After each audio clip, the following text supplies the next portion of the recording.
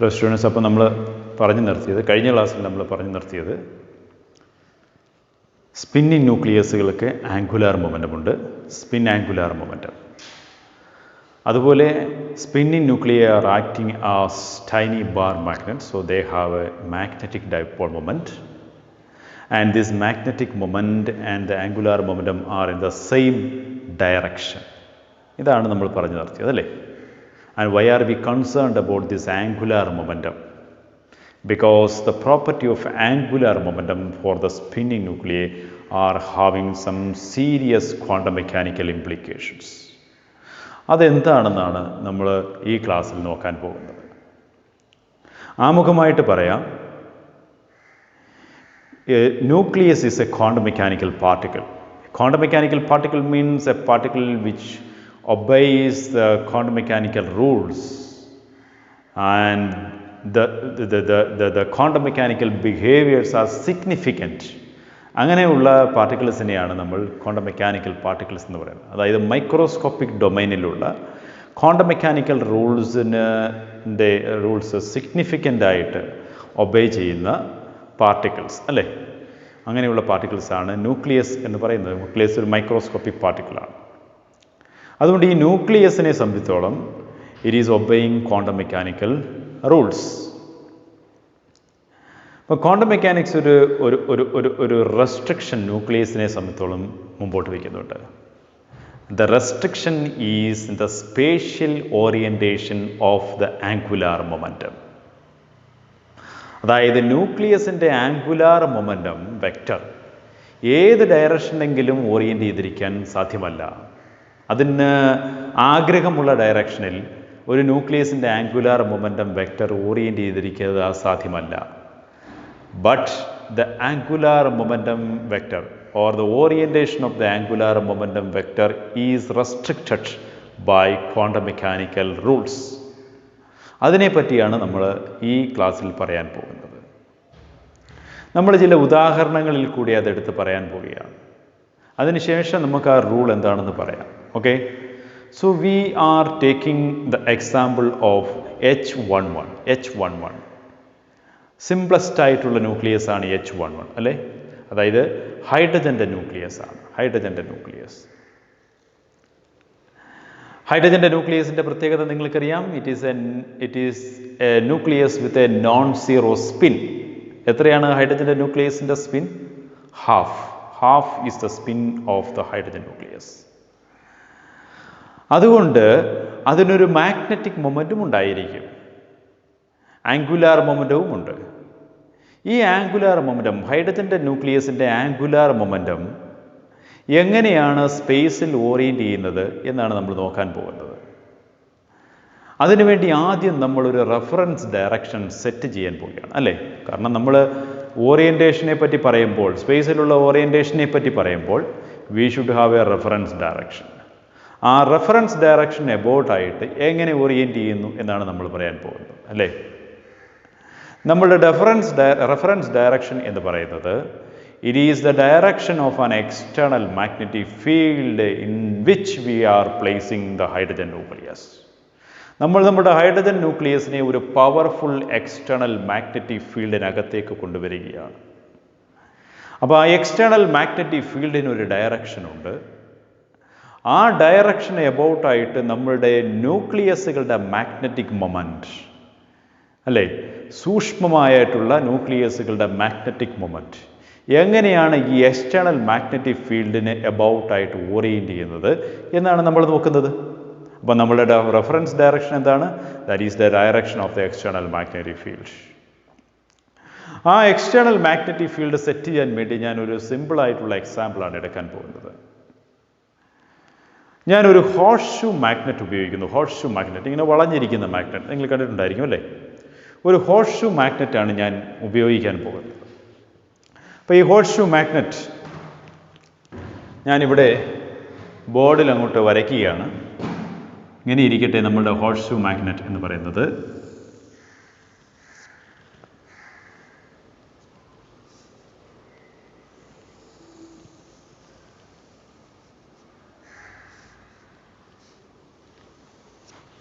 This is our horseshoe magnet. Okay. So it will have two poles. ഏതൊക്കെയാ അതിൻ്റെ Paul's എന്ന് പറയുന്നത്? South പോളും north പോളും അല്ലേ? Let me take the south Paul here and the north Paul here. ആ രീതിയിലാണ് ഞാൻ ആ മാഗ്നറ്റിനെ വെച്ചിരിക്കുന്നത്. സൗത്ത് പോൾ മുകളിലും നോർത്ത് പോളും താഴെയും വരുന്ന രീതിയിലാണ് ഞാൻ ആ മാഗ്നറ്റിനെ എടുത്ത് അവിടെ വെച്ചിരിക്കുന്നത്. നിങ്ങൾക്ക് വേണമെങ്കിൽ എങ്ങനെ വേണമെങ്കിൽ തിരിക്കാം അല്ലേ? ആ മാഗ്നറ്റിനെ ഒന്ന് തിരിച്ചു കഴിഞ്ഞാൽ എന്ത് ചെയ്യും? സൗത്ത് പോൾ താഴെയും നോർത്ത് മുകളിലും വരും. ഞാൻ സൗകര്യപ്രദമായിട്ട് വെച്ചിരിക്കുന്നത് ഈ രീതിയിലാണെന്ന് മാത്രം. ഇപ്പോൾ ഈ മാഗ്നറ്റുകളെ സംബന്ധിച്ചോളം നിങ്ങൾ ഫിസിക്സിലൊക്കെ പഠിച്ചിട്ടുണ്ട്. Magnets they have magnetic flux lines അല്ലേ? മാഗ്നറ്റിക് ഫ്ലക്സ് ലൈൻസ് നിങ്ങൾ ഫിസിക്സിലെ എക്സ്പെരിമെൻറ്റിലൊക്കെ ഈ ഫ്ലക്സ് ലൈൻസ് ഒക്കെ മാപ്പ് ചെയ്തിട്ടുണ്ടായിരിക്കാം, ചെയ്തിട്ടുണ്ടായിരിക്കാം. നിങ്ങൾക്ക് മാഗ്നറ്റിക് ഫ്ലക്സ് ലൈൻസ്, ഒരു ബാർ മാഗ്നറ്റിൻ്റെ മാഗ്നറ്റിക് ഫ്ലക്സ് ലൈൻസ് ഒക്കെ എങ്ങനെയാണ് വരയ്ക്കുന്നത് നിങ്ങൾക്കറിയാം. അവിടെ ഒരു ബാർ മാഗ്നറ്റ് നിങ്ങൾ പരിഗണിക്കുക. This is A bar magnet, here this is A bar magnet അല്ലേ? ഇതാണ് അതിൻ്റെ നോർത്ത് പോൾ എന്ന് നിങ്ങൾ വിചാരിക്കുക, ഇതാണ് സൗത്ത് പോൾ എന്നും വിചാരിക്കുക. നമ്മൾ ഫ്ലക്സ് ലൈൻസിൻ്റെ ഡയറക്ഷൻ വരയ്ക്കുന്നത് എങ്ങനെയാണെന്ന് പറഞ്ഞു കഴിഞ്ഞാൽ, conventionally we are taking the direction of flux lines inside the magnet from south to north. Okay, magnetic flux lines, അതായത് മാഗ്നറ്റിന് അകത്തുകൂടി പോകുന്ന മാഗ്നറ്റിക് ഫ്ലക്സ് ലൈൻസിൻ്റെ ഡയറക്ഷൻ സൗത്തിൽ നിന്ന് നോർത്തിലേക്ക് പോകുന്ന രീതിയിലാണ് നമ്മൾ വരയ്ക്കുന്നത്. അപ്പോൾ നോക്കാം, ഈ ബാർ മാഗ്നറ്റിൻ്റെ കേസിലാണെങ്കിൽ എങ്ങനെ വരും നോക്കാം. ഫ്ലക്സ് ലൈൻസ്, മാഗ്നറ്റിൻ്റെ അകത്തുകൂടി പോകുന്ന ഫ്ലക്സ് ലൈൻസ് ഇങ്ങനെയാണ് അല്ലേ? അവരുടെ ഡയറക്ഷൻ എങ്ങനെയാണ് കൺവെൻഷനലി നമ്മൾ എടുക്കുന്നത്? South to north. അതുകൊണ്ടാണ് ഞാൻ ഇങ്ങനെ ഒരു ആരോ കാണിച്ചിരിക്കുന്നത്. സൗത്തിൽ നിന്നും നോർത്തിലേക്കാണ് ഈ ആരോ പോകുന്നത്. ഇനി ഈ മാഗ്നറ്റിക് ഫ്ലക്സ് ലൈൻസ് മാഗ്നറ്റിൻ്റെ സൈഡിൽ കൂടി നമുക്ക് വരയ്ക്കാം. മാഗ്നറ്റിൻ്റെ പുറത്തേക്ക് ഈ മാഗ്നറ്റിക് ഫ്ലക്സ് ലൈൻസ് എക്സ്റ്റെൻഡ് ചെയ്തിരിക്കുകയാണ് അല്ലേ? ഇങ്ങനെയാണ് ഇത് എക്സ്റ്റെൻഡ് ചെയ്തിരിക്കുകയാണ്. അപ്പോൾ നമ്മളുടെ മാഗ്നറ്റിൻ്റെ പുറത്തേക്ക് നമ്മൾ നോക്കുകയാണെന്നുണ്ടെങ്കിൽ എങ്ങനെയായിരിക്കും അത് പ്രൊസീഡ് ചെയ്യുന്നത്? അത് പ്രൊസീഡ് ചെയ്യുന്നത് ഇങ്ങനെയാണ്. സൗത്തിൽ നിന്ന് നോർത്തിലേക്ക് പ്രൊസീഡ് ചെയ്ത് മാഗ്നറ്റിൻ്റെ പുറത്തേക്ക് വരുമ്പോൾ ഇങ്ങനെയായിരിക്കും പോകുന്നത് അല്ലേ? ഈ ഡയറക്ഷനിലായിരിക്കും വന്നിരിക്കുന്നത്. ഇവിടെയും അതുപോലെ തന്നെ സൗത്തിൽ നിന്നും നോർത്തിലേക്ക് വരുന്ന മാഗ്നറ്റിക് ഫ്ലക്സ് ലൈൻ ഇങ്ങനെയായിരിക്കും അത് മാഗ്നറ്റിൻ്റെ പുറത്തേക്ക് പ്രൊസീഡ് ചെയ്യുന്നത്. മാഗ്നറ്റിൻ്റെ സൈഡിൽ നോക്കുകയാണെങ്കിൽ ഫ്ലക്സ് ലൈൻസിൻ്റെ ഡയറക്ഷൻ ഇതുപോലെയായിരിക്കും. അപ്പോൾ ഇങ്ങനെ കറങ്ങിക്കൊണ്ടിരിക്കുകയാണ് അല്ലേ? ഇങ്ങനെ കറങ്ങിയിരിക്കുക. ആ ഡയറക്ഷൻ നിങ്ങൾ നോക്കുകയാണെങ്കിൽ ഇങ്ങനെ കറങ്ങിയിരിക്കുകയാണ് ആ ഡയറക്ഷൻ. ഇപ്പോൾ നിങ്ങൾ നോക്കിയോ, മാഗ്നറ്റിനകത്തേക്ക് നോക്കുകയാണെങ്കിൽ the magnetic flux lines are from south to north, മുകളിൽ നിന്നും താഴേക്ക്. ഫ്രം ടോപ്പ് ടു ബോട്ടം ആണ് മാഗ്നറ്റിക് ഫ്ലക്സ് ലൈൻസിൻ്റെ direction, where inside the magnet. But if you are looking outside the magnet, what is the direction of the magnetic flux lines? That is not from bottom to the south, bottom to top to bottom, but it is from bottom to top അല്ലേ? നിങ്ങൾ ഈ സൈഡിലത്തുള്ള magnetic flux ലൈൻസിൻ്റെ direction നോക്ക്, താഴെ നിന്ന് മുകളിലോട്ടാണ്. സൈഡിലാകുമ്പോൾ അതിൻ്റെ direction താഴെ നിന്ന് മുകളിലോട്ടാണ്. അപ്പോൾ നമ്മൾ ഈ രീതിയിലാണ് മാഗ്നറ്റിക് ഫ്ലക്സ് ലൈൻസിൻ്റെ ഡയറക്ഷൻസ് സെറ്റ് ചെയ്യുന്നത്. ഇതുപോലെ തന്നെ നിങ്ങൾ ഹോഴ്സ് ഷൂ മാഗ്നറ്റിലൊന്ന് സെറ്റ് ചെയ്ത് നോക്കിയേ. ഹോഴ്സ് ഷൂ മാഗ്നറ്റിൻ്റെ കേസിലാണെങ്കിൽ എങ്ങനെ വരും? Inside the magnet we have to draw the flux line so that the direction is from south to north. അപ്പോൾ ഇൻസൈഡ് ദ മാഗ്നറ്റ് ആണെന്നുണ്ടെങ്കിൽ ഇങ്ങനെയായിരിക്കും അതിൻ്റെ ഡയറക്ഷൻ, ഇങ്ങനെയായിരിക്കും അല്ലേ? സൗത്തിൽ നിന്നും നോർത്തിലേക്ക് പോകുന്നു, അതായത് ആരോസ് ഇങ്ങനെയായിരിക്കണം നിങ്ങൾ വരച്ച് കാണിക്കേണ്ടത്. സൗത്ത് ടു നോർത്ത് കണ്ടോ? സൗത്ത് ടു നോർത്ത് ഇങ്ങനെയാണ്. അങ്ങനെയാണെന്നുണ്ടെങ്കിൽ ഇതിൻ്റെ മാഗ്നറ്റിൻ്റെ പുറത്ത് വരുമ്പോൾ, അതായത് മാഗ്നറ്റിൻ്റെ പുറത്ത് വരുമ്പോൾ ഇവിടെയായിരിക്കും മാഗ്നറ്റിക് ഫ്ലക്സ് ലൈൻസ് അപ്പിയർ ചെയ്യുന്നത് അല്ലേ? ഇവിടെയായിരിക്കും അപ്പിയർ ചെയ്യുന്നത്, ഇവിടെയായിരിക്കും അപ്പിയർ ചെയ്യുന്നത്.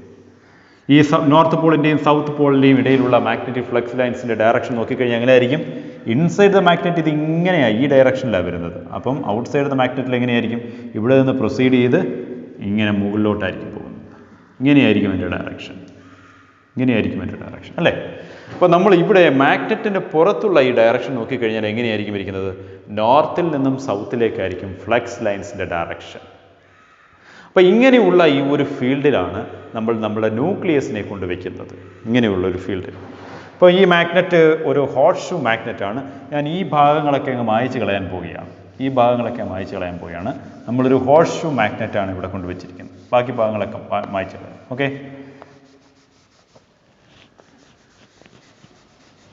അപ്പോൾ നമ്മളുടെ മാഗ്നറ്റ് എന്ന് പറയുന്നത് ഇങ്ങനെയാണ്.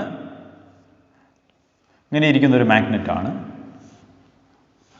അപ്പോൾ മാഗ്നറ്റിൻ്റെ ഫ്ലക്സ് ലൈൻസ് ആണ് നമ്മളിവിടെ കൊടുത്തിരിക്കുന്നത്. Magnetic flux lines in the space where we R considering. ഇവിടെയാണ് നമ്മൾ നമ്മുടെ ന്യൂക്ലിയസിനെ കൊണ്ടുവെക്കാൻ പോകുന്നത്. ആ ന്യൂക്ലിയസ് ഇരിക്കുന്ന സ്ഥലത്ത് ഈ എക്സ്റ്റേണൽ മാഗ്നറ്റിൻ്റെ ലൈൻസ് എന്ന് പറയുന്നത് നോർത്ത് ടു സൗത്ത് ആയിരിക്കും, അല്ലെങ്കിൽ ബോട്ടം ടു ടോപ്പിലേക്കാണ് നമ്മളുടെ കേസിൽ അത് പോയിക്കൊണ്ടിരിക്കുന്നത്. അങ്ങനത്തെയുള്ള ഒരു എക്സ്റ്റേണൽ മാഗ്നറ്റിക് ഫീൽഡിനകത്താണ് നമ്മൾ നമ്മുടെ ന്യൂക്ലിയസിനെ കൊണ്ടുവയ്ക്കുന്നത്. ന്യൂക്ലിയസിൻ്റെ പ്രത്യേകത എന്താണ്? ന്യൂക്ലിയസും ഒരു മാഗ്നറ്റാണ്, അല്ലേ? ഒരു ടൈനി മാഗ്നറ്റാണ്. ഇത്രയും വലിയ മാഗ്നറ്റ് അല്ലെന്നേ ഉള്ളൂ. ന്യൂക്ലിയസ് എന്ന് പറയുന്നത് ഒരു ചെറിയ മാഗ്നറ്റാണ്. അങ്ങനെ വലിയ മാഗ്നറ്റിൻ്റെ ഫീൽഡിനകത്ത് നമ്മുടെ ചെറിയ ന്യൂക്ലിയസ് എന്ന് പറയുന്ന മാഗ്നറ്റിനെ കൊണ്ടുവയ്ക്കാൻ പോവുകയാണ്. അപ്പോൾ ഞാൻ ന്യൂക്ലിയസിനെ ഹൈഡ്രജൻ ന്യൂക്ലിയസിനെ ഈ മാഗ്നറ്റിക് ഫീൽഡിനകത്താണ് വെക്കുന്നത് എന്ന് നിങ്ങൾ വിചാരിക്കുക. ഇവിടെയാണ് കൊണ്ടുവെക്കുന്നത്. ഇവിടെയാണ് കൊണ്ടുവെക്കുന്നതെന്നുണ്ടെങ്കിൽ എന്താണ് ഈ ന്യൂക്ലിയസിന് സംഭവിക്കുന്നത് എന്നുള്ളതാണ് നമ്മൾ പരിശോധിക്കുന്നത്. ഞാൻ നേരത്തെ പറഞ്ഞു, ഈ ന്യൂക്ലിയസ് എന്ന് പറയുന്നത് അതിന് സ്പിന്നുണ്ട്, അതുകൊണ്ട് അതിന് ആംഗുലാർ മൊമെൻറ്റം ഉണ്ടല്ലേ. ആംഗുലാർ മൊമെൻറ്റം എന്ന് പറയുന്നത് ഇറ്റ്സ് എ വെക്ടർ ക്വാണ്ടിറ്റി. ഈ ആംഗുലാർ മൊമെൻറ്റത്തിനെ എങ്ങനെയൊക്കെ ഓറിയൻറ്റ് ചെയ്യാൻ സാധിക്കും? എവിടെ ഇരിക്കുമ്പോഴാണ്? When it is placed in an external field. ഒരു എക്സ്റ്റേണൽ ഫീൽഡിനകത്ത് ഈ ന്യൂക്ലിയസിനെ വെക്കുമ്പോൾ ഈ ആംഗുലാർ മൊമെൻറ്റത്തിനെ എങ്ങനെയൊക്കെ ഓറിയൻറ്റ് ചെയ്യാൻ സാധിക്കും എന്നുള്ളതാണ് നമ്മൾ നോക്കാൻ പോകുന്നത്. അപ്പോൾ ഇതിനെ സംബന്ധിച്ചുള്ള ക്വാണ്ടം മെക്കാനിക്കൽ റൂൾ അനുസരിച്ച് മാത്രമേ ഈ ഓറിയൻറ്റേഷൻ പോസിബിൾ ആയിട്ടുള്ളൂ. അപ്പോൾ ഞാൻ നിങ്ങൾക്ക് വ്യക്തമാകാൻ വേണ്ടി നമ്മളുടെ ഈ പടം ഒന്നുകൂടെ ഒന്ന് വലുതാക്കി വരയ്ക്കുകയാണ്, അല്ലാന്നുണ്ടെങ്കിൽ നമുക്ക് അത്ര വ്യക്തമാവത്തില്ല. ഓക്കെ. അപ്പോൾ നിങ്ങൾ ഓർത്തിരുന്നോളൂ, ഇതായിരുന്നു നമ്മളുടെ എക്സ്റ്റേണൽ മാഗ്നറ്റിക് ഫീൽഡ്. നോർത്തിൽ നിന്നും സൗത്തിലേക്ക്. ഇവിടെയാണ് നോർത്ത് പോൾ, ഇവിടെയാണ് സൗത്ത് പോൾ. മാഗ്നറ്റിക് ഫ്ലക്സ് ലൈൻസിൻ്റെ ഡയറക്ഷൻ ഇവിടെയാണ്, മുകളിലോട്ടാണ് മാഗ്നറ്റിക് ഫ്ലക്സ് ലൈൻസിൻ്റെ ഡയറക്ഷൻ. ഞാൻ ഒത്തിരി കൂടെ വലുതാക്കി വരയ്ക്കാൻ പോവുകയാണ്, ജസ്റ്റ് സൗകര്യത്തിന് വേണ്ടി. So this is north pole and this is south pole and the magnetic flux lines are like this. ഇതാണ് magnetic flux lines. അപ്പോൾ magnetic flux linesൻ്റെ ഡയറക്ഷനാണ് ഈ കാണിച്ചിരിക്കുന്നത്, അല്ലേ? ഇതാണ് magnetic flux lines. So our nucleus is placed inside this field here. This is our nucleus. ഈ ന്യൂക്ലിയസിനെ ഈ ഫീൽഡിനകത്ത് കൊണ്ട് വെക്കുമ്പോൾ ഞാൻ എന്താണ് സംഭവിക്കുന്നത് നോക്കുന്നു. ഞാൻ മറ്റേ ഫ്ലക്സ് ലൈൻസിനെ സൗകര്യപൂർവ്വമൊക്കെ മായ്ച്ച് കളയാൻ പോവുകയാണ് കേട്ടോ. നമ്മൾ ആകെ കൂടി ഇതിൻ്റെ ഡയറക്ഷനാണ് നമുക്ക് വളരെ ഇമ്പോർട്ടൻ്റ് ആയിട്ടുള്ളത്. So okay. So the nucleus is here. അപ്പോൾ ന്യൂക്ലിയസിന് ഒരു ആംഗുലാർ മൊമെൻറ്റം ഉണ്ടല്ലോ. ആ ആംഗുലാർ മൊമെൻറ്റം ഒരു വെക്ടർ ആണല്ലോ, അതുകൊണ്ട് അത് എങ്ങോട്ടെങ്കിലും ഓറിയൻറ്റ് ചെയ്തിരിക്കും, അല്ലേ? എങ്ങോട്ടെങ്കിലും ഓറിയൻറ്റ് ചെയ്തിരിക്കും. ഇപ്പോൾ ഉദാഹരണത്തിന് അത് ഇങ്ങനെ ഓറിയൻറ്റ് ചെയ്തിരിക്കുന്നു എന്ന് നിങ്ങൾ വിചാരിക്കുക. അത് വെക്ടറാണ്, അതുകൊണ്ടാണ് ഇങ്ങനെ കൊടുത്തിരിക്കുന്നത്. അതിൻ്റെ ഓറിയൻറ്റേഷൻ ഇങ്ങനെയാണെന്ന് വിചാരിക്കുക. അല്ലെങ്കിൽ അത് ഓറിയൻറ്റ് ചെയ്തിരിക്കുന്നത് ഇങ്ങനെയാണെന്ന് വിചാരിക്കുക. അതിന് ഒരു പക്ഷേ ഇങ്ങനെ ഓറിയൻറ്റ് ചെയ്യാം, ഇങ്ങനെ ഓറിയൻറ്റ് ചെയ്യാം, ഇങ്ങനെ ഓറിയൻറ്റ് ചെയ്യാം, അതിനിങ്ങനെ ഓറിയൻറ്റ് ചെയ്യാം, ഇതിലേക്ക് കൂടി ഓറിയൻറ്റ് ചെയ്യാം. അതിന് ഒരുപാട് പോസിബിലിറ്റീസ് ഉണ്ട്. ഓറിയൻറ്റേഷൻ, ആംഗുലാർ മൊമെൻറ്റം ഓറിയൻറ്റ് ചെയ്യാൻ ഒരുപാട് പോസിബിലിറ്റീസ് ഉണ്ട്. പക്ഷേ ഈ പോസിബിലിറ്റീസ് എല്ലാം ക്വാണ്ടം മെക്കാനിക്കലി അലൗഡ് അല്ല. ഓക്കെ. എല്ലാ ഡയറക്ഷനിലും, ഈ പറഞ്ഞ മാതിരി എല്ലാ ഡയറക്ഷനിലും ഇരിക്കാൻ ക്വാണ്ടം മെക്കാനിക്സ് അലൗ ചെയ്യുന്നില്ല. ക്വാണ്ടം മെക്കാനിക്സ് അലൗ ചെയ്യുന്നതിന് ഒരു റൂളുണ്ട്. ആ റൂൾ എന്ന് പറഞ്ഞു കഴിഞ്ഞാൽ, നമ്മുടെ ആംഗുലാർ മൊമെൻറ്റം, ന്യൂക്ലിയസിൻ്റെ ആംഗുലാർ മൊമെൻറ്റം ഉണ്ടല്ലോ, ആ ആംഗുലാർ മൊമെൻറ്റത്തിൻ്റെ റെഫറൻസ് ഡയറക്ഷനിലുള്ള അതിൻ്റെ കമ്പോണൻറ്റ് എന്ന് പറയുന്നത് ഒന്നുകിൽ ഒരു ഇൻ്റഗ്രൽ അല്ലെങ്കിൽ half integral multiple of h/2π ആയിരിക്കണം. ഓക്കെ. എന്താണ്? The component of the angular momentum in the reference direction should be an integral or half integral multiple of h/2π. ഇനി h/2πയെ നമ്മൾ ഒരു യൂണിറ്റ് ആയിട്ട് പരിഗണിക്കുകയാണെന്നുണ്ടെങ്കിൽ നമുക്ക് ഇങ്ങനെ ഇത്രയും കൂടെ സിമ്പിളായിട്ട് പറയാം. The component of the angular momentum in the reference direction should be either half integral or integral units. അല്ലേ? ആംഗുലാർ മൊമെൻറ്റത്തിൻ്റെ റെഫറൻസ് ഡയറക്ഷനിലെ കമ്പോണൻ്റ് ചില വാല്യൂസ് മാത്രമേ ആകാൻ പാടുള്ളൂ. ഒന്നുകിൽ അത് ഇൻ്റഗ്രൽ വാല്യൂസ് ആയിരിക്കണം, അല്ലെങ്കിൽ അത് ഹാഫ് ഇൻ്റഗ്രൽ വാല്യൂസ് ആയിരിക്കണം. ഹാഫ് ഇൻ്റഗ്രൽ വാല്യൂസ് എന്ന് പറഞ്ഞാൽ എന്താ? ഹാഫ്, 1.5, 2.5 ലൈക്ക് ദാറ്റ് അല്ലേ? അല്ലെന്നുണ്ടെങ്കിൽ ഇൻ്റഗ്രൽ വാല്യൂസ് എന്ന് പറഞ്ഞു കഴിഞ്ഞാൽ അത് 1, 2, 3 എക്സെട്ര ആയിരിക്കണം, അല്ലെങ്കിൽ 0 ആയിരിക്കണം. അങ്ങനെ മാത്രമേ അതിനെ ഓറിയൻറ്റ് ചെയ്യാൻ സാധ്യമായിട്ടുള്ളൂ. അപ്പോൾ നമ്മളുടെ ഉദാഹരണത്തിന് നമ്മളുടെ ഹൈഡ്രജൻ ന്യൂക്ലിയസിനെ എടുക്കുകയാണ്. ഹൈഡ്രജൻ ന്യൂക്ലിയസിൻ്റെ കേസിൽ അതിൻ്റെ ആംഗുലാർ മൊമെൻറ്റം എന്താണ്? ഹൈഡ്രജൻ ന്യൂക്ലിയസിൻ്റെ കേസിൽ angular momentum depends upon spin. ഹൈഡ്രജൻ്റെ സ്പിൻ എന്ന് പറയുന്നത് ഹാഫ് ആണ് അല്ലേ? ഹാഫ് ആണ് ഹൈഡ്രജൻ്റെ സ്പിൻ. അതുകൊണ്ട് ആംഗുലാർ മൊമെൻറ്റം എന്താണ്? Root of I = root of S into S+1 into H divided by 2π അല്ലേ? H/2πയെ നമ്മളൊരു യൂണിറ്റ് ആയിട്ട് എടുക്കുകയാണെന്നുണ്ടെങ്കിൽ angular momentum I = root of S into S+1 units.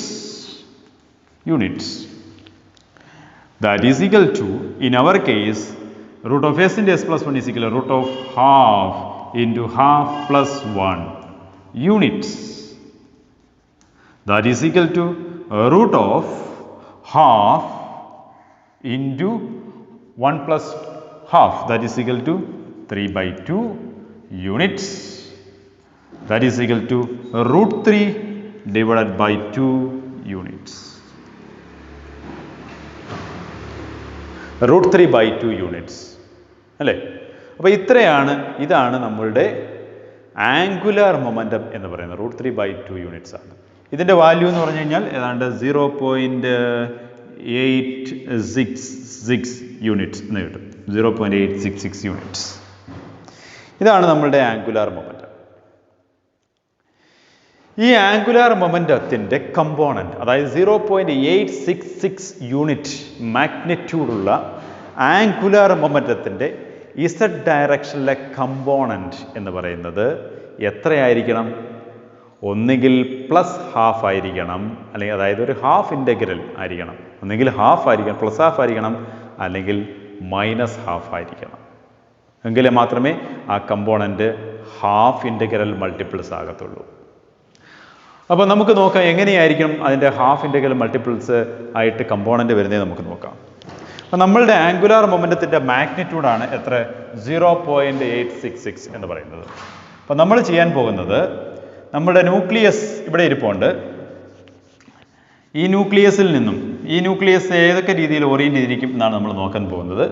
അതുകൊണ്ട് നമ്മൾ ഒരു 0.866 യൂണിറ്റ്സ് റേഡിയസ് ഉള്ള ഒരു സെമി സർക്കിൾ ഞാൻ വരയ്ക്കാൻ പോവുകയാണ്. Semi circle. സി, ഈ സെമി സർക്കിളിൻ്റെ റേഡിയസ് ആണ് എത്ര? 0.866. ഇതിൻ്റെ റേഡിയസ് 0.86 ആണ്. അപ്പോൾ ഈ 0.866നകത്ത് നമ്മൾ ഏതൊക്കെ ലൈൻസ് വരച്ചു കഴിഞ്ഞാലും, ഈ സെമി സർക്കിളിനകത്ത് ഏതൊക്കെ ലൈൻസ് വരച്ചു കഴിഞ്ഞാലും എന്താണ് അതിൻ്റെ എല്ലാ മാഗ്നിറ്റ്യൂഡ് എന്താ? 0.86 ആണ്. 0.866.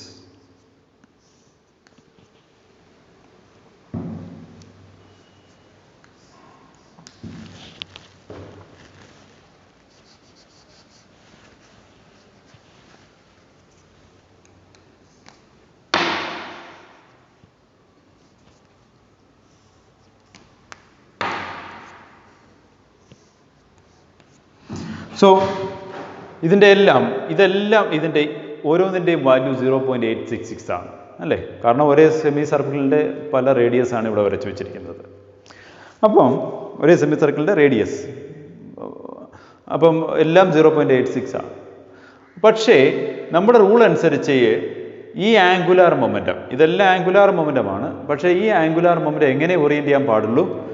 ഈ ആംഗുലാർ മൊമെൻറ്റത്തിൻ്റെ കമ്പോണൻറ്റ്, റെഫറൻസ് ഡയറക്ഷനിലെ കമ്പോണൻറ്റ് എന്ന് പറയുന്നത് ഒന്നുകിൽ +0.5 ആയിരിക്കണം, അല്ലെങ്കിൽ -0.5 ആയിരിക്കണം. ഇവിടെയാണ് 0 എന്ന് പറയുന്നത്. ഓക്കെ, +0.5 എന്ന് പറയുന്നതാണ് ഇവിടെ വരും 0.5. -0.5 എന്ന് പറയുന്നത് ഏകദേശം എന്താണ്ട് ഇവിടെ വരും -0.5. അപ്പം നമ്മൾ ഇവിടെ നിന്നുള്ള കമ്പോണൻറ്റുകൾ വരയ്ക്കുമ്പോൾ ഏത് കമ്പോണൻ്റ് ആണോ ഈ +0.5-ലും -0.5-ലും വരുന്നത് ആ കമ്പോണൻറ്റുകൾ ഉള്ള ആംഗുലാർ മൊമെൻറ്റം മാത്രമേ പോസിബിൾ ആയിട്ടുള്ളൂ. ഓക്കെ, ആ ഡയറക്ഷനിൽ മാത്രമേ ആംഗുലാർ മൊമെൻറ്റത്തിന് ഓറിയൻറ്റ് ചെയ്യാൻ പാടുള്ളൂ.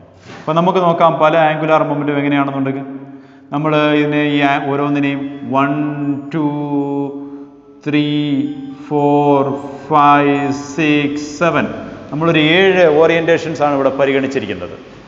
ഈ 7 ഓറിയൻറ്റേഷൻസിൽ ഏതൊക്കെ ഓറിയൻറ്റേഷനാണ് പോസിബിൾ ആയിട്ടുള്ളത് എന്നാണ് നമ്മൾ നോക്കാൻ പോകുന്നത്.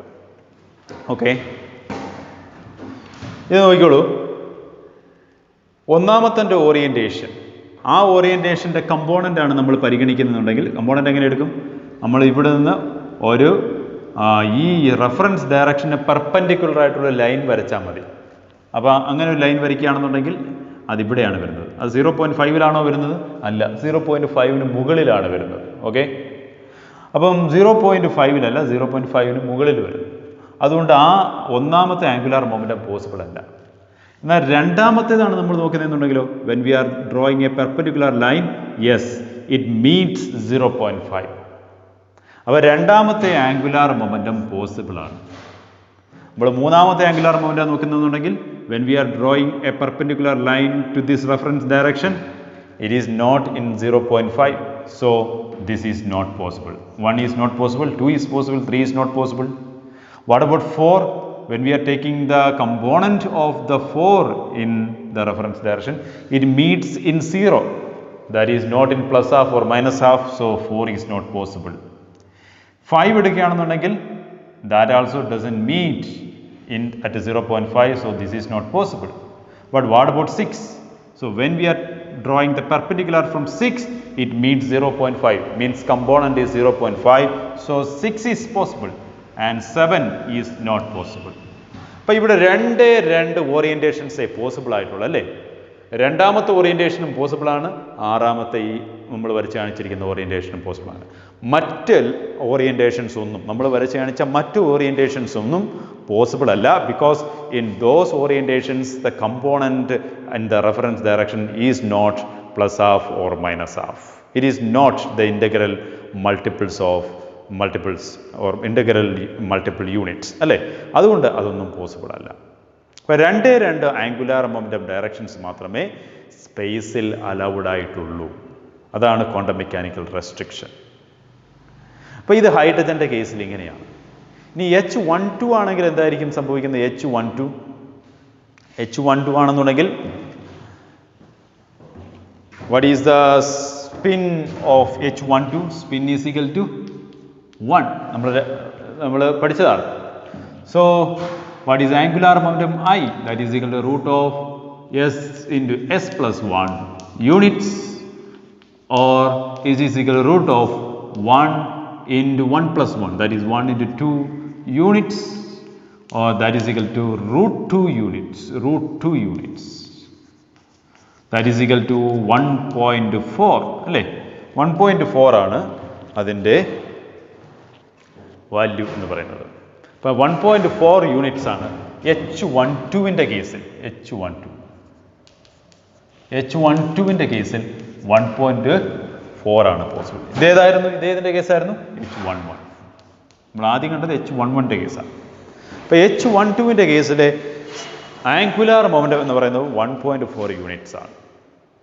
ഇനി ഈ 1.4 യൂണിറ്റ്സ് വരുന്ന കേസിൽ എങ്ങനെയാണ് വരുന്നതെന്ന് നോക്കാം. ഇവിടെ നിങ്ങൾ ശ്രദ്ധിക്കാനുള്ളത്, ഇവിടുത്തെ സ്പിൻ ക്വാണ്ടം നമ്പർ എന്ന് പറയുന്നത് 1 ആണ് കേട്ടോ. സ്പിൻ ക്വാണ്ടം നമ്പർ 1 ആണ്. അങ്ങനെ സ്പിൻ ക്വാണ്ടം നമ്പർ ഒരു ഇൻറ്റിജർ ആണെന്നുണ്ടെങ്കിൽ നമ്മുടെ റൂൾ എന്താണ്? റെഫറൻസ് ഡയറക്ഷനിലുള്ള ആംഗുലാർ മൊമെൻറ്റത്തിൻ്റെ കമ്പോണൻറ്റ് ഒരു ഇൻറ്റിജർ മൾട്ടിപ്പിൾ ആയിരിക്കും. Spin quantum number half integer ആണെങ്കിൽ, നമ്മൾ ആദ്യം കണ്ട കേസിൽ ഹാഫ് ഇൻറ്റിജർ ആയിരുന്നു, അതുകൊണ്ട് റെഫറൻസ് ഡയറക്ഷനിലുള്ള അതിൻ്റെ കമ്പോണൻറ്റ് എന്ന് പറയുന്നത് ഒരു ഹാഫ് ഇൻറ്റിജർ മൾട്ടിപ്പിൾ ആയിരിക്കും. സ്പിൻ ക്വാണ്ടം നമ്പർ ഇൻറ്റിജർ ആണെങ്കിൽ റെഫറൻസ് ഡയറക്ഷനിലെ കമ്പോണൻറ്റ് ഇൻറ്റിജർ മൾട്ടിപ്പിൾ ആയിരിക്കും, ഇൻക്ലൂഡിങ് 0. ഓക്കെ, അതാണ് നമ്മുടെ റൂൾ. അപ്പോൾ ആ കേസിൽ എങ്ങനെയാണ് വരുന്നത്? ഇവിടെ നമ്മൾ നോക്കുകയാണെന്നുണ്ടെങ്കിൽ, if we are placing the this nucleus in an external magnetic field. Okay, this is external magnetic field, and this is a field direction. This is a field direction, and the nucleus is placed in the field, and then this nucleus has 3 orientations possible. ഏതൊക്കെയായിരിക്കും? ഒന്നെന്ന് പറയുന്നത് ഇങ്ങനെയായിരിക്കും ഇരിക്കുന്നത്. Okay, അപ്പോൾ അതിൻ്റെ semi സർക്കിളിൻ്റെ value എത്രയായിരിക്കും? 1.4. 1.4 ഉള്ള ഒരു സെമി സർക്കിൾ നമ്മൾ വരച്ച് നോക്കിയാൽ മതി. 1.4 ഇങ്ങനെയാണ് 1.4 ഉള്ള സെമി സർക്കിൾ. അപ്പം ഇതിൻ്റെ ഒരു കമ്പോണൻറ്റ് എന്ന് പറയുന്നത് ഇവിടെ വരണം. 1.4 എന്ന് പറഞ്ഞാൽ ഇവിടെ വരിക. ഇതാണ് 1, ഇത് 0, ഇത് ഇവിടെ -1, ഇവിടെ -1. അപ്പം 3 ആംഗുലാർ മൊമെൻറ്റം ഇവിടെ പോസിബിൾ ആണ്. ഏതൊക്കെയാ? ഒന്നെന്ന് പറയുന്നത് ഇത്, കാരണം ഈ ആംഗുലാർ മൊമെൻറ്റത്തിൻ്റെ കമ്പോണൻറ്റ് ഇവിടെ 1 ആണ്. രണ്ടാമത്തെ ആംഗുലാർ മൊമെൻറ്റ് ഇതാണ്, അതിൻ്റെ കമ്പോണൻറ്റ് 0 ആണ്. മൂന്നാമത്തെ ആംഗുലാർ മൊമെൻറ്റം പോസിബിൾ ഇതാണ്, അതിൻ്റെ ആംഗുലാർ കമ്പോണൻറ്റ് എന്ന് പറയുന്നത് -1 ആണ്. അല്ലേ? അങ്ങനെയുള്ള 3 കമ്പോണൻസ് ആണ് പോസിബിൾ ആയിട്ടുള്ളത്. 3 കമ്പോണൻസ്. ഓക്കെ, അപ്പം ഈ കേസിലാണെന്നുണ്ടെങ്കിൽ 3 ഓറിയൻറ്റേഷൻസ് പോസിബിൾ ആണ്. അപ്പോൾ ആ കേസിലെ സ്പിൻ എന്ന് പറയുന്നത് ഒരു ഇൻറ്റിജർ ആയിരുന്നു. അതുകൊണ്ട് അതിൻ്റെ കമ്പോണൻസ് ഒന്നുകിൽ +1, 0, -1 ആകാം. അല്ലേ? കാരണം അതിൻ്റെ മൊത്തം ആംഗുലാർ മൊമെൻറ്റം 1.4 ഉള്ളൂ. 1.4ന് മുകളിൽ 2 ആയിരുന്നുണ്ടെങ്കിൽ നമ്മൾക്ക് എന്ത് എടുക്കാമായിരുന്നു? 2 എടുക്കാമായിരുന്നു, 1 എടുക്കാമായിരുന്നു, 0 എടുക്കാമായിരുന്നു, -1 എടുക്കാമായിരുന്നു, -2 എടുക്കാമായിരുന്നു. അപ്പോൾ ആംഗുലാർ മൊമെൻറ്റത്തെ ഡിപ്പെൻഡ് ചെയ്തിരിക്കുകയാണ്. അല്ലേ? അപ്പോൾ നമ്മളുടെ കേസിൽ ആംഗുലാർ മൊമെൻറ്റം 1.4 യൂണിറ്റ്സ് മാത്രമേ ഉള്ളൂ. അപ്പോൾ അതിനകത്ത് വരുന്ന ഇൻറ്റിജർ വാല്യൂസ് എന്ന് പറയുന്നത് 1, 0, -1 അത്രയേ ഉള്ളൂ. അപ്പോൾ 3 ഓറിയൻറ്റേഷൻസ് ആണ് അവിടെ പോസിബിൾ ആയിട്ടുള്ളത്.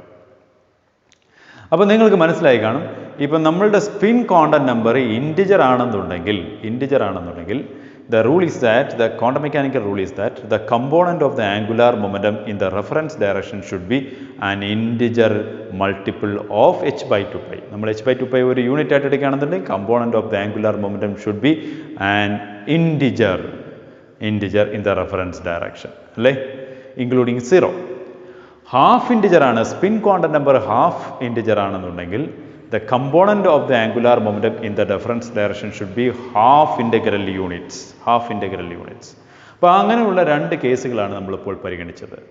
അപ്പോൾ നമ്മൾ 2 റൂളുകളെയും ഞാൻ ഒന്നുകൂടി എടുത്ത് പറയുകയാണ്.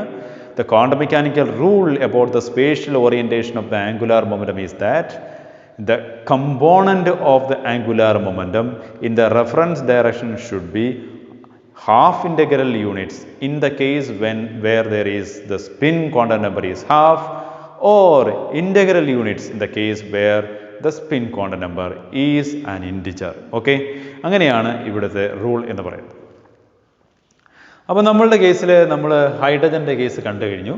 H11ൻ്റെ കേസിൽ ആണെന്നുണ്ടെങ്കിൽ 2 ഓറിയൻറ്റേഷൻസ് മാത്രമേ പോസിബിൾ ആയിട്ടുള്ളൂ. 2 ഓറിയൻറ്റേഷൻസേ പോസിബിൾ ആയിട്ടുള്ളൂ. വേണ്ടാത്ത ഓറിയൻറ്റേഷൻസ് എല്ലാം ഞാൻ മായ്ച്ച് കളയാൻ പോവുകയാണ് കേട്ടോ. വേണ്ടാത്ത ഓറിയൻറ്റേഷൻസ് ഒക്കെ ഞാൻ കളയാണ്. അപ്പോൾ 2 ഓറിയൻറ്റേഷൻസേ പോസിബിൾ ആയിട്ടുള്ളൂ. ആ ഓറിയൻറ്റേഷൻസിനെ മാത്രമാണ് ഞാൻ ഇവിടെ നിലനിർത്തുന്നത്. ബാക്കി ഓറിയൻറ്റേഷൻസിനെ എല്ലാം ഞാനങ്ങ് മാറ്റുകയാണ്.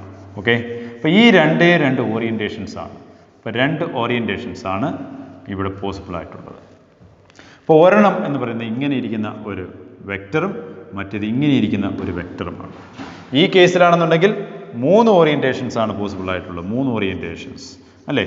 ഒന്നെന്ന് പറയുന്നത് 1ന് കറസ്പോണ്ടിങ് ആയിട്ടുള്ള ഓറിയൻറ്റേഷൻ, മറ്റേത് 0യ്ക്ക് കറസ്പോണ്ടിങ് ആയിട്ടുള്ള ഓറിയൻറ്റേഷൻ, മറ്റൊന്ന് -1ന് കറസ്പോണ്ടിങ് ആയിട്ടുള്ള ഓറിയൻറ്റേഷൻ. ഇനി നിങ്ങൾ നോക്കിക്കോളൂ, ഇത് ആംഗുലാർ മൊമെൻറ്റത്തിൻ്റെ ഡയറക്ഷനാണ് ഇവിടെ വരച്ച് വെച്ചിരിക്കുന്നത്. Angular momentum, this is the direction of the angular momentum. And you already know that the magnetic moment and the angular momentum have the same direction. അപ്പോൾ ആംഗുലാർ മൊമെൻറ്റത്തിൻ്റെ ഡയറക്ഷൻ നമ്മൾ എങ്ങനെ വരച്ചിരിക്കുന്നു അതേ ഡയറക്ഷനിൽ തന്നെ ആയിരിക്കും എന്ത് മാഗ്നറ്റിക് മൊമെൻറ്റിൻ്റെ ഡയറക്ഷൻ എന്ന് പറയുന്നത്. അപ്പോൾ നോക്കിക്കോളൂ, ഈ കേസിലാണെന്നുണ്ടെങ്കിൽ മാഗ്നറ്റിക് മൊമെൻറ്റിൻ്റെ ഡയറക്ഷൻ എങ്ങനെയായിരിക്കും? ഇതേ ഡയറക്ഷൻ തന്നെ ആയിരിക്കും. ഇവിടെ നിന്ന് ഇങ്ങോട്ട് പോകുന്ന ഡയറക്ഷനായിരിക്കും. ഇവിടുന്ന് ഇങ്ങോട്ട് പോകുന്ന ഡയറക്ഷൻ തന്നെ ആയിരിക്കും ഇവിടുത്തെ മാഗ്നറ്റിക് മൊമെൻറ്റിൻ്റെ ഡയറക്ഷൻ. അപ്പോൾ നമ്മൾ ഈ മാഗ്നറ്റിക് മൊമെൻറ്റിൻ്റെ കമ്പോണൻസ് എടുക്കുകയാണെന്നുണ്ടെങ്കിൽ ഈ ആദ്യത്തെ മാഗ്നറ്റിക് മൊമെൻറ്റിൻ്റെ കമ്പോണൻറ്റ് ഇങ്ങനെയായിരിക്കും ഇരിക്കുന്നത് അല്ലേ? ഇങ്ങനെയായിരിക്കും ഇരിക്കുന്നത്. ഇതാണ് മാഗ്നറ്റിക് മൊമെൻറ്റ് കമ്പോണൻറ്റ്. രണ്ടാമത്തെ മാഗ്നറ്റിക് മൊമെൻറ്റിൻ്റെ കമ്പോണൻറ്റ് ആണ്ട് ഇങ്ങനെയായിരിക്കും ഇരിക്കുന്നത്. കാരണം കമ്പോണൻ്റ് എടുക്കുന്നത് റെഫറൻസ് ഡയറക്ഷനാണ്. അപ്പോൾ കമ്പോണൻറ്റിൻ്റെ ഡയറക്ഷൻ എന്ന് പറയുന്നത് റെഫറൻസ് ഡയറക്ഷനിൽ പാരലായിരിക്കും. അപ്പോൾ രണ്ട് മാഗ്നറ്റിക് മൊമെൻറ്റുകളാണ് ഞാൻ വരച്ചു വെച്ചിരിക്കുന്നത്. ആദ്യത്തേതിന് കറസ്പോണ്ടിങ് ആയിട്ടുള്ള ഒരു മാഗ്നറ്റിക് മൊമെൻറ്റ്, രണ്ടാമത്തേതിന് കറസ്പോണ്ടിങ് ആയിട്ടുള്ള ഒരു മാഗ്നറ്റിക് മൊമെൻറ്റ്. അപ്പോൾ ഈ മാഗ്നറ്റിക് മൊമെൻറ്റിൻ്റെ ഡയറക്ഷൻ എങ്ങനെയാണ്? നമ്മൾ നേരത്തെ പറഞ്ഞാണ് inside the magnetic moment is from south to north. അപ്പോൾ നമ്മൾ ഈ മാഗ്നറ്റിക് മൊമെൻറ്റ് ഇവിടെ വരച്ച് കാണിച്ചിരിക്കുന്നതിന് പകരം നമ്മൾ അതിനെ ഒരു ബാർ മാഗ്നറ്റായിട്ടാണ് കൺസിഡർ ചെയ്യുന്നതെന്നുണ്ടെങ്കിൽ നമുക്ക് രണ്ട് ഓറിയൻറ്റേഷൻ, നമ്മുടെ ബാർ മാഗ്നറ്റിന് രണ്ട് ഓറിയൻറ്റേഷൻ പോസിബിൾ ആണ്. രണ്ട് ഓറിയൻറ്റേഷൻ പോസിബിൾ ആണ്. ഒരെണ്ണം എന്ന് പറയുന്നത് ഇതാണ്, the orientation of the flux line is from bottom to top, അല്ലേ? ഇങ്ങനെയാണ്. അപ്പം ഇതായിരിക്കും ഏത് സൗത്ത് പോൾ, ഇതായിരിക്കും അതിൻ്റെ നോർത്ത് പോൾ, അല്ലേ?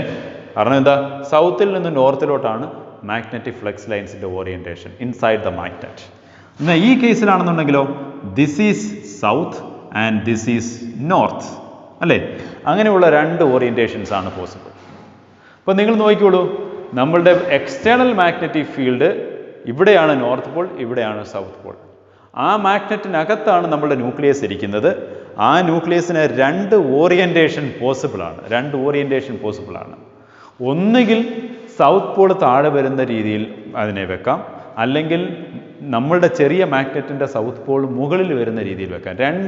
രണ്ട് പോസിബിലിറ്റിയാണ് അവിടെ ഉള്ളത് കേട്ടോ, രണ്ട് പോസിബിലിറ്റി. അപ്പം ഈ രണ്ട് മാഗ്നറ്റിനെയും കൂടെ ഞാൻ ഒരിടത്ത് തന്നെ വെച്ച് കഴിഞ്ഞാൽ നിങ്ങൾക്ക് ഒരുപക്ഷെ കൺഫ്യൂഷൻ ആവും. രണ്ടും ഒരേ ന്യൂക്ലിയസ് ആണ്. ഒരേ ന്യൂക്ലിയസ് ഒരു സമയം ഏതെങ്കിലും ഒരു രീതിയിലേ ഇരിക്കത്തുള്ളൂ. ഒന്നുകിൽ ഈ രീതിയിലിരിക്കും, അല്ലെങ്കിൽ ഈ രീതിയിലിരിക്കും കേട്ടോ. ഒരു സമയം അത് ഒന്നുകിൽ ഇങ്ങനെ ഇരിക്കും, അല്ലെങ്കിൽ ഇങ്ങനെ ഇരിക്കും. അതിൻ്റെ രണ്ട് പോസിബിലിറ്റി ആണ് ഉള്ളതാണെന്നാണ് ഞാനിപ്പോൾ കാണിച്ചിരിക്കുന്നത്. അതിൻ്റെ അർത്ഥം ഇവിടെ രണ്ട് ന്യൂക്ലിയസ് ഉണ്ട് എന്നല്ല ഞാൻ വരച്ചിരിക്കുന്നത്, ഒരേ ന്യൂക്ലിയസിൻ്റെ രണ്ട് പോസിബിലിറ്റി. അപ്പോൾ രണ്ടാമത്തെ മാഗ്നറ്റിനെ ഞാൻ ഇപ്പുറത്തോട്ട് എടുത്ത് വരച്ച് വെക്കാം, അതാണ് നല്ലത്, അല്ലെങ്കിൽ നിങ്ങൾ കൺഫ്യൂസ്ഡ് ആവും. അപ്പോൾ ഞാൻ ഇപ്പുറത്തോട്ട് മാറ്റി വരയ്ക്കാൻ പോവുകയാണ് രണ്ടാമത്തെ പോസിബിലിറ്റിയെ. ഇവിടെയാണ് സൗത്ത് പോൾ, ഇവിടെയാണ് നോർത്ത് പോൾ, ഇങ്ങനെയാണ് ഇതിരിക്കുന്നത്, അല്ലേ? അപ്പോൾ ഈ ഒന്നുകിൽ നമ്മുടെ nuclear magnet it can orient in this direction, otherwise the nuclear magnet can orient like this.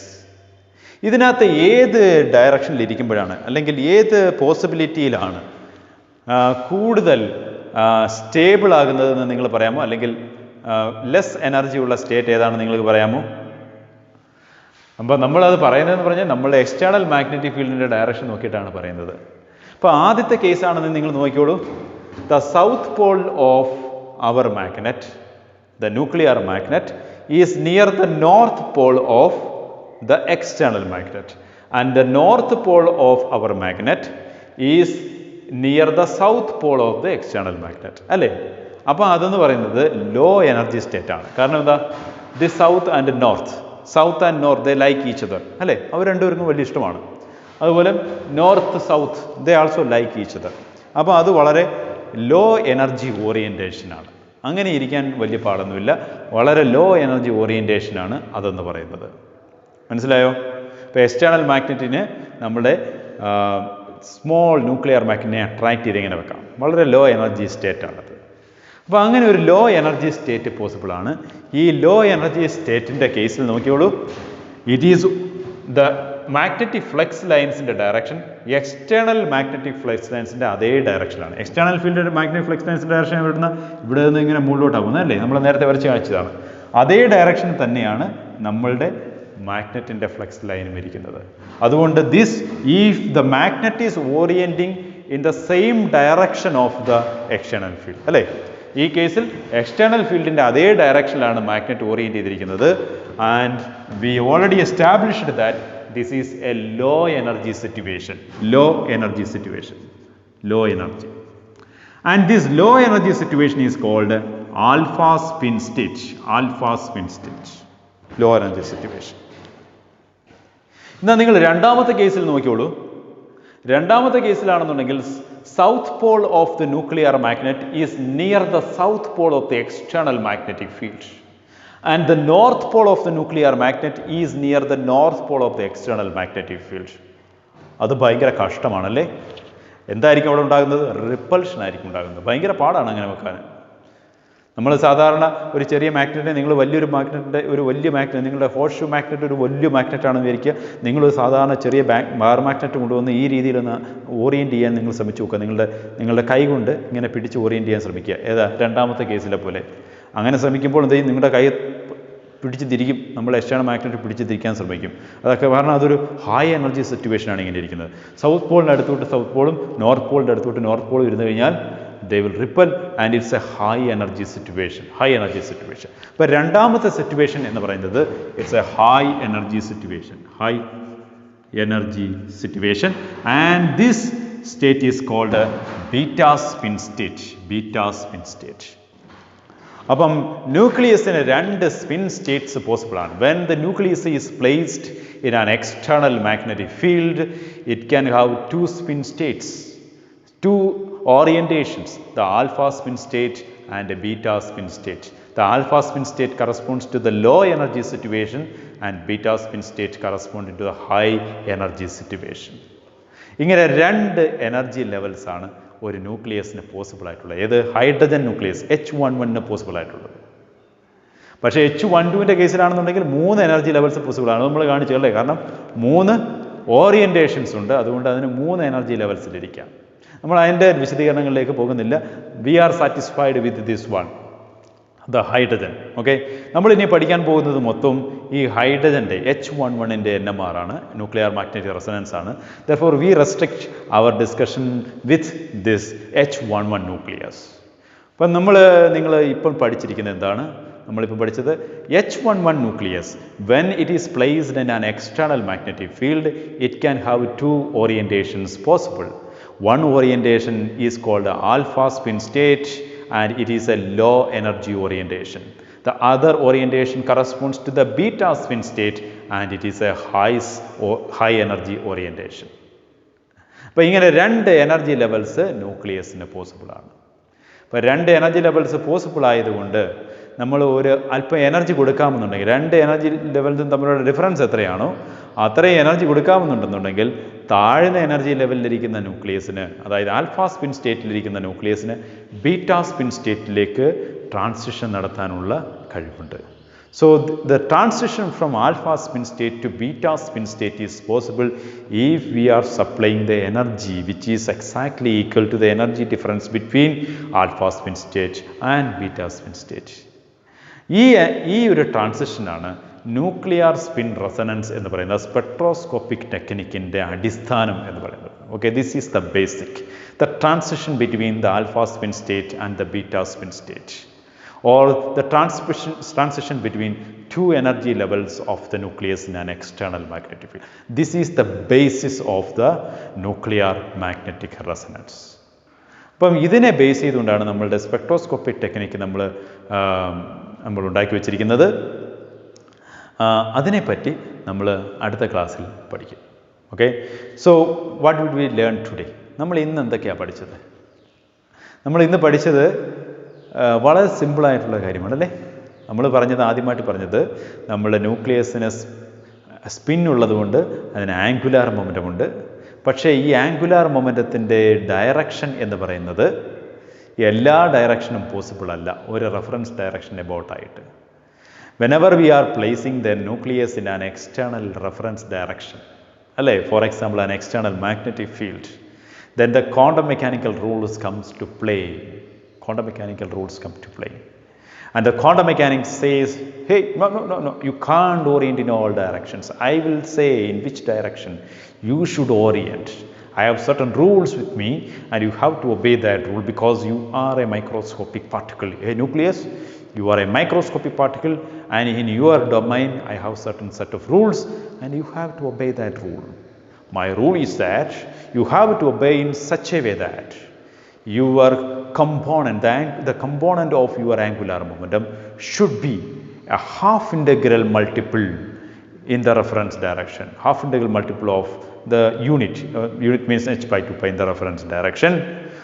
If you have a half integral spin or the component of your angular momentum should be integral units including 0 in the reference direction. If your spin quantum number is an integer. So this is the rule. You have to obey that rule, says quantum mechanics to the nucleus. Okay. അതുകൊണ്ട് ന്യൂക്ലിയസിന് എല്ലാ ഡയറക്ഷനിലും orient ചെയ്യാൻ സാധ്യമല്ല. നമ്മളുടെ hydrogen ആണെന്നുണ്ടെങ്കിൽ ഈ rule obey ചെയ്യുകയാണെന്നുണ്ടെങ്കിൽ the hydrogen nucleus H11 nucleus can orient only in 2 directions in space. And corresponding to 2 directions, there will be the magnetic moment also. And if we are taking the component of the magnetic moment in the reference direction, we can see that these components will be either orienting in the same direction of the external field, or it will be in the opposite direction of the external field. Same direction ആണ് orient ചെയ്യുന്നതെന്നുണ്ടെങ്കിൽ it will be a low energy situation. Opposite direction ആണ് orient ചെയ്യുന്നതെന്നുണ്ടെങ്കിൽ it will be a high energy situation. So 2 energy situations are possible for a nucleus in an external magnetic field, and these 2 energy situations were termed as alpha spin state and beta spin state. And the transition between the alpha spin state and the beta spin state is the basic for the NMR spectroscopy. Okay. അപ്പോൾ നമ്മൾ ബാക്കി കാര്യങ്ങൾ അടുത്ത ക്ലാസ്സിൽ പഠിക്കും.